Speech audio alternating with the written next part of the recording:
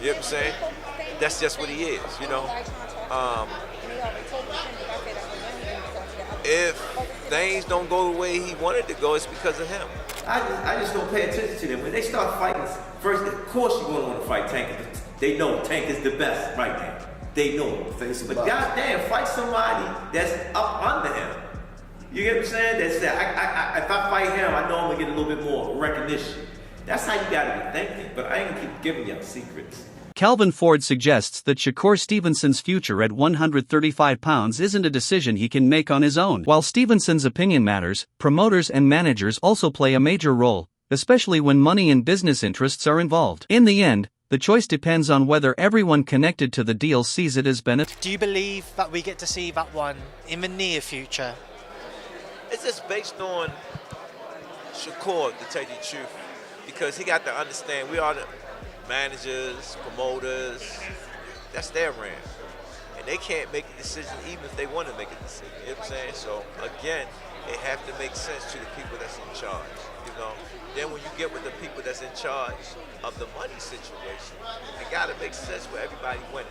Furthermore, Calvin Ford defends Shakur Stevenson's boxing style, which has recently faced criticism for being perceived as boring. Ford emphasizes that Stevenson intends to remain true to himself regardless of external opinions. He refers to Stevenson as a master of boxing and suggests that any shortcomings in his performance would be attributable to Stevenson himself, not external factors. Shakur's had his critics recently from his most recent performance, his upcoming fight.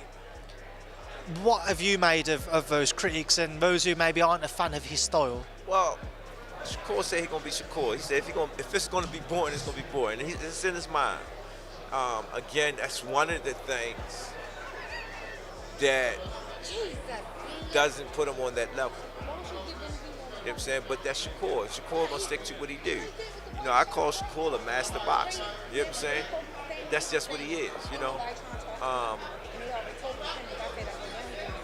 If things don't go the way he wanted to go, it's because of him. Ford also pushed back against criticism of Stevenson's style, which some fans label as dull. According to him, Shakur isn't trying to please critics, he's focused on staying true to his craft. Ford describes him as a high-level technician, adding that any issues in the ring would come down to Stevenson himself, not outside pressure.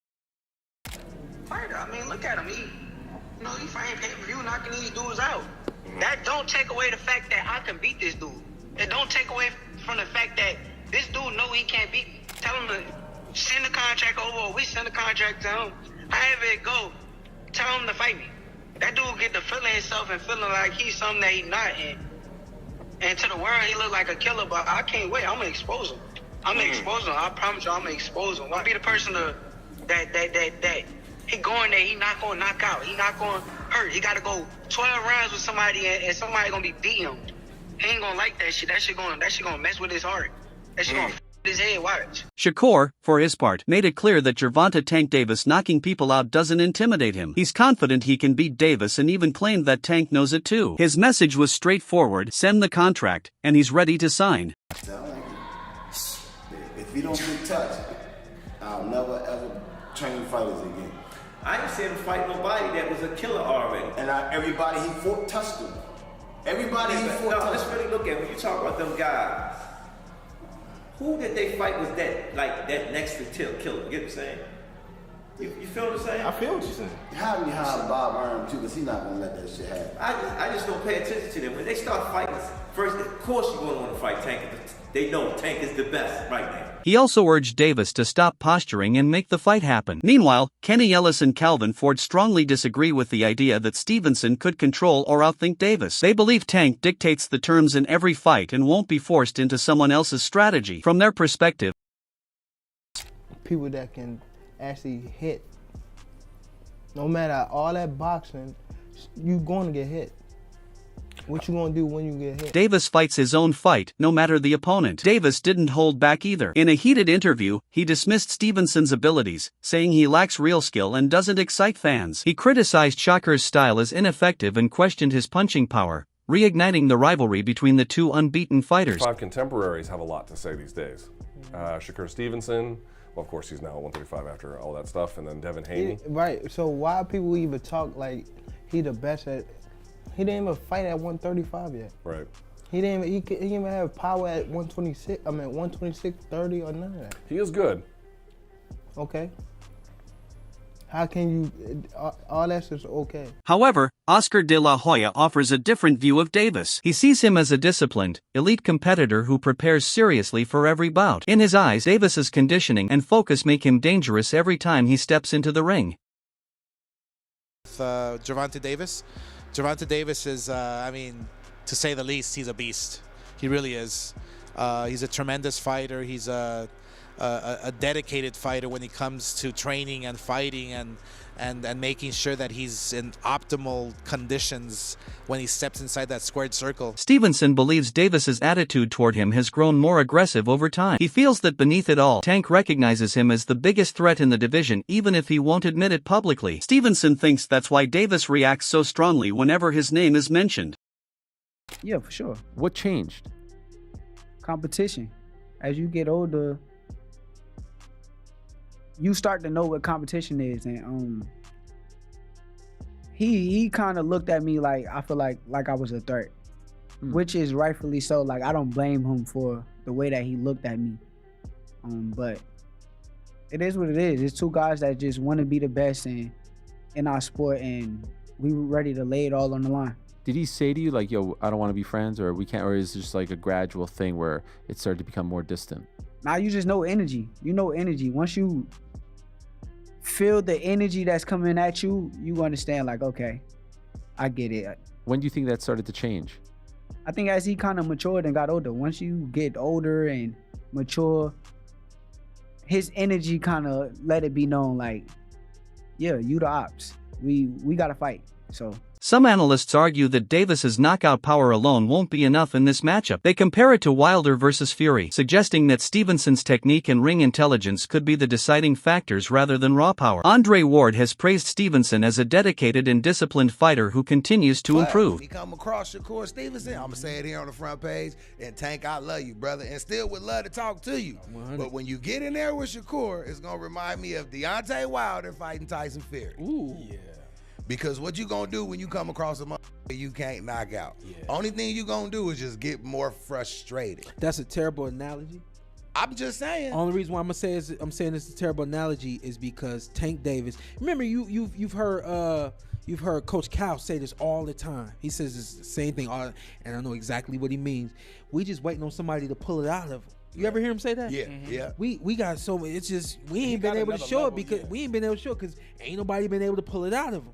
We looking forward to the big fights. We looking forward to the big matchups because those are the kind of people that's gonna pull it out of them. So with a fight with Shakur, you're gonna see this boxing style that you don't usually get from Tank. He views Shakur as a student of the sport and says that mindset is what gives him such a high ceiling. Roy Jones Jr. points out that Davis's movement and awareness make him extremely dangerous, but he expects Stevenson to rely on his IQ to control distance and pace. According to Jones, the fight becomes unpredictable when Tank starts taking risks to close the gap. At that moment, everything can change. One mistake could decide it either way. That uncertainty is what makes this matchup so compelling. Teddy Atlas highlights Stevenson's mastery of distance, using footwork and timing to stay just out of reach while landing clean shots. But he questions whether that approach can hold up against Davis, who applies constant pressure, cuts off the ring, and attacks the body to wear opponents down. Tank doesn't just chase, he traps.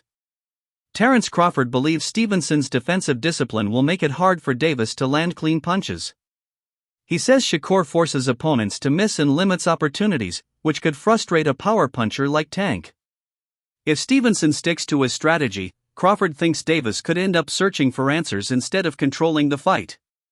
Davis, Shakur Stevenson gonna be a problem for anybody because of that back foot game. He has an awesome back foot game. And when you got a good back foot game like that and you understand boxing like he understands it, he gonna make it rough for anybody. But Tank is a different animal too. So it's a great fight. That's why everybody want to see it. We can't just look at it and say, oh, he gonna win, or oh, he gonna win. No, we already know that Shakur gonna stay back. Tank got to gamble some to get what he wants, and that's gonna make it big. Calvin Ford also hinted that decisions at this level are never just about pride or legacy. The business side always sits in the background. Even if Shakur wants a certain move, the people around him will look at risk-reward, timing, and market value before anything becomes official. Behind the scenes, Shakur staying at 135 could depend on whether the biggest fights are truly available. If the money is right and the opponents are serious, then lightweight still makes sense, but if the division becomes politics without contracts... Stevenson, do his thing. Control range. You come in 6 inches, he goes back 8.5, and he counters, and he controls space in that ring. And he's a ghost. He's a ghost in that ring. He fights that style. He's that pitcher I talk about on the baseball diamond that disarms you, that takes the bat out of your hands, that hits corners, mixes up the speeds. Just doesn't allow you, keeps you off balance. Doesn't allow you to get a good swing at him. Could he do that with Tank Davis, who's patient, who's deliberate, who knows how to hunt you down, who knows how to shrink a ring, who knows how to properly apply pressure without leaving himself wide open, who knows how to use a jab to get it, who knows how to go to the body to take some of the legs away, take some of the air out of the tires. That's the fight I would like to see. Then moving up may become more realistic. Ford's defense of Shakur also shows how his team views the criticism. They do not see Shakur as boring, they see him as disciplined. To them, fans may want chaos, but Shakur is trying to win with control, distance, timing, and patience. Shakur's team believes people only call his style boring because he does not give opponents easy chances. He makes fights uncomfortable. He takes away confidence round by round and forces opponents to fight at his pace. That is why some fighters talk loudly before facing him but become cautious once they are actually in the ring. The Tank Davis side sees it differently. They believe Shakur has never been hit. But Shakur is a different fighter. Shakur is different. People may call him boring. People may say he can't punch. But they say the same thing about Floyd. Because they defensive fighters. Yeah. Tank is not going to be able to hit Shakur like he hit everybody else. And he know that.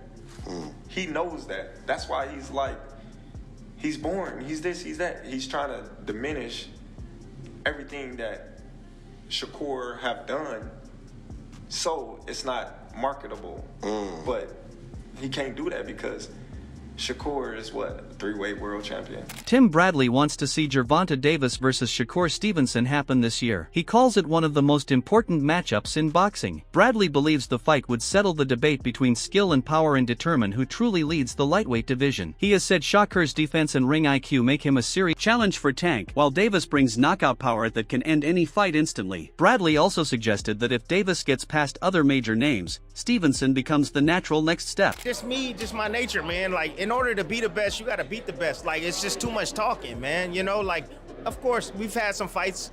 Turkey Al-Sheikh has put on some good fights and stuff like that, and it made crazy money, and it made perfect sense. But, I'm just saying, man, it don't matter. If you was close by my weight class, bro, and we can generate some money, and we can, you got accolades on the line, I'm for it. It don't matter who you are, man.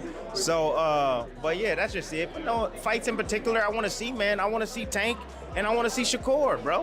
Come on. I want to see Tank and Shakur. That's what we want to see. Another fight. I want to see, what's that boy name is? I want to see, Boots got to fight against Xander. But I want to see all the titles get unified at junior middleweight, junior middleweight. Yeah, I want to see all the titles get unified there. And if you don't want to unify all the titles, if you don't want to pay all those sanction fees, I get it. But, fight the champion out there, you know what I mean? Relinquish one belt and go after the champion. That way you don't have to pay so many sanction fees. But, yeah, I want to see stuff like that, man. Gary Russell Jr. had high praise for Shakur Stevenson's technical ability. He called him a precise boxer who relies on defense, movement, and clean efficiency. Russell noted that Stevenson avoids taking unnecessary risks. Instead, he controls fights through discipline and smart shot selection. Shakur, he got a different style. He got a surgical style. He's a boxer. He don't get hit. He's not going to get hit. He's going to move. He's going to be smart and obedient. He's not going to try to throw no wasteful shots. And he's not going to take no risk for real with certain fighters. Why? Because it'd be foolish. His job is to win. And if he can do that by playing it safe, and he's gonna do that. Right. It's not stupid of him. It's smart of him. It's obedient. By someone with Tank's timing power and patience, they do not think Tank needs to win every second of every round. They believe he only needs one opening. That is the real danger in this fight. Shakur may control long stretches with skill, footwork and defense, but Tank has built his career on changing fights. In one moment he lets opponents think they are safe, then punishes the smallest mistake. People close to Tank believe Shakur's movement will not frustrate him the way fans expect. They think Tank is smarter than just a puncher. He studies reactions, he watches patterns, he waits for habits, and once he sees the same move twice he begins setting traps.